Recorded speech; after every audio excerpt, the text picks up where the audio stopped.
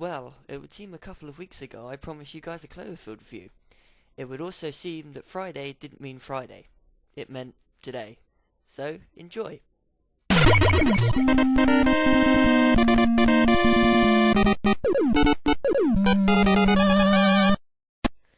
Ah yes, Cloverfield.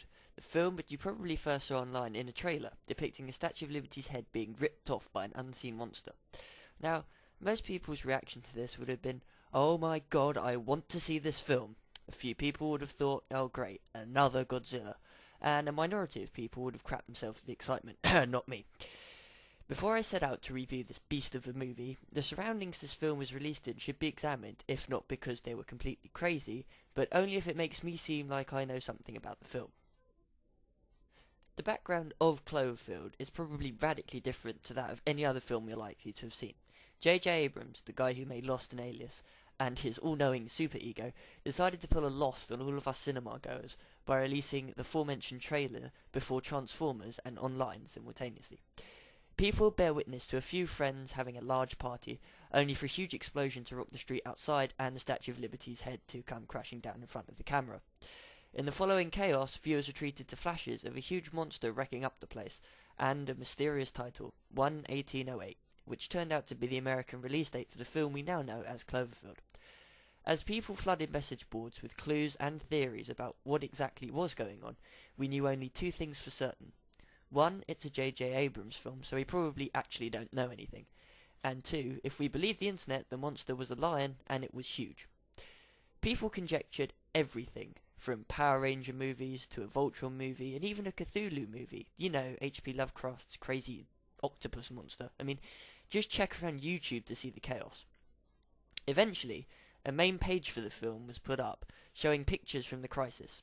And soon after that, a sister site was discovered called Slusho, a fictional drinks company which claimed to have ties to another company called Tagruato. Eventually, the Tagruato website was also found, and a video was released showing the monster attacking an oil refinery. This only added fuel to the amazing fire that was burning on the internet as to exactly what the monster was, and why it was destroying New York. Fictional MySpace character pages suddenly appeared. I actually managed to talk to Hud, the cameraman of the film. He's quite a nice guy. Over the months, it was thought that the deep-sea drilling of Slusho to get their ingredients disturbed the monster, causing it to rise and spread wrathful vengeance over the good old USA. With this background story, people began anticipating an epic tale of corporate espionage and plot twists galore. Those people would be sorely disappointed when the film was eventually released.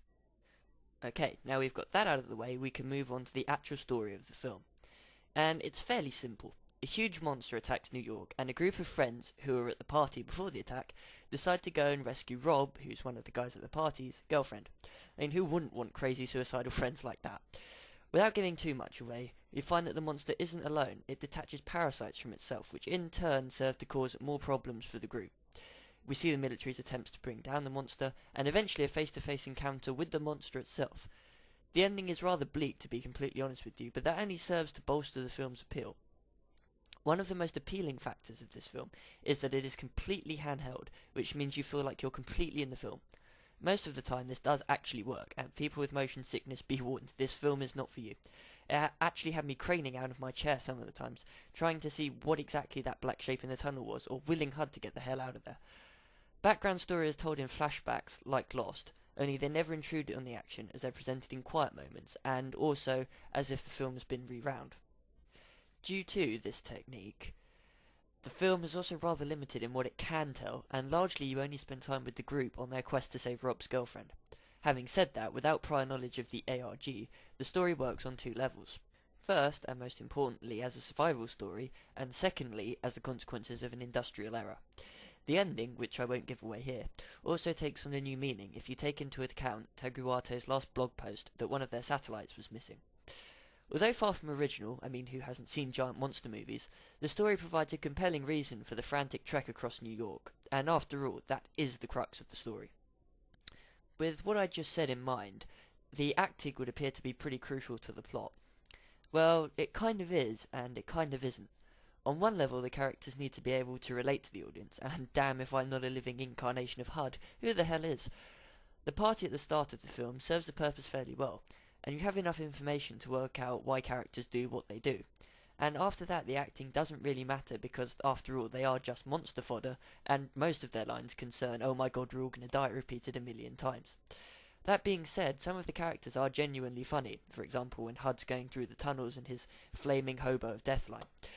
So the acting is competent, but not amazing, and coming from a bunch of unknowns, and considering the purpose and the story it has to serve, that's all that really matters. It just needs to be substantial, and it is. Okay, now we move on to special effects, which is one area where Cloverfield really shines. The monster is completely innovative, and from what we do see of it, it does look pretty damn terrifying. The parasites it drops off are pretty menacing as well. They kind of look like the bugs from Starship Troopers. As a whole, you really do feel scared for the characters, and the incredible monster design really helps. As a completely original creature, Mr. Abrams and his industrial team certainly succeeded admirably, and I'd certainly want to see more of the creature in the future, and if you stay till after the credits, who says there won't be a future? The one truly gory scene in the film, people who've seen it will know what I mean, in the hospital, it's also executed incredibly well, in a manner which not only leaves you shocked, but also wondering what just happened. Overall, I'd say the design in this film surpassed what was required, and considering everything is shot on a handheld camera, it was pulled off remarkably well. As a side note, the design of the film is really good. It's paramount to the believability of the experience, and also is another area in which Cloverfield succeeds. The characters become consistently grimy over the course of the movie, and the military act with believability. The use of the handheld camera also sucks you in, making it a truly terrifying and intense experience. Another area where Cloverfield stands out is music. Normally music would be crucial to the movie-going experience, which is where Cloverfield is different, because there is no music. The only music in the film is during the end credits. Quite a long piece, and it's quite striking. I put an excerpt in the end of my last review. So, if there had been music in Cloverfield, it probably would have detracted from the experience, which is where Diary of the Dead should have taken a hand. But overall, it benefited without the music, added to the intensity, just another string to its bow. So, in conclusion, Cloverfield is a pretty awesome movie. Its superb creature design and believable atmosphere really helped to suck the viewer in, making it one of the most intense films I have ever seen. However, I'm going to have to give this an 8 out of 10 due to, surprisingly, two elements which detract from the experience. The first is coincidence. A large amount of events which happen to the characters are completely due to coincidence, and it's highly unbelievable that all of these characters would be at all of the major skirmishes. Also, the fact that Rob's girlfriend gets impaled on a pole and she's walking around fine the next few minutes, so, not really believable. Second point would be that this film would be nowhere near as good on DVD unless you have a cinema setup.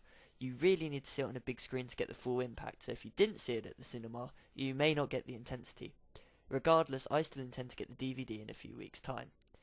Seems the amount of criticisms aimed at this movie come from the lack of answers. Personally, I don't care.